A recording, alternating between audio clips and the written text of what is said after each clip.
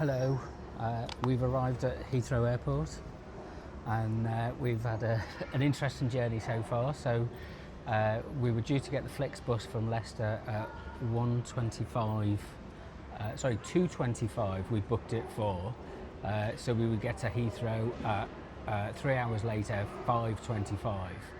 And we got a message a couple of days ago saying that the time had changed for the bus to 1:25.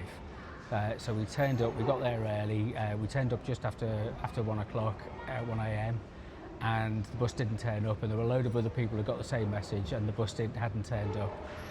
So we were somewhat confused about it. Anyway, at 2:25, just before 2:25, the bus turned up, and because of what they hadn't told us that this was GMT and not BST, so we'd booked British summertime, and the clocks changed this morning at 2 a.m.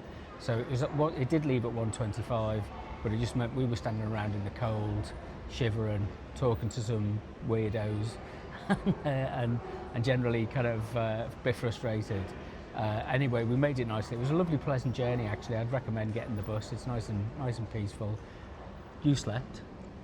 Yeah, I sleep quite a few. Yeah, I didn't sleep, so I'm trying to stay awake Very and tired. sleep on the plane. And then we've checked in online anyway, but we've printed off our tags for the luggage, but the baggage drop for Cathay Pacific doesn't open until 6:30. So it's now 5:10. So we're going to be sitting here for a while, and because we're in the check-in halls, there's no coffee shops or anything, so we'd rather be on the other side and having had gone through security, but that's what happened.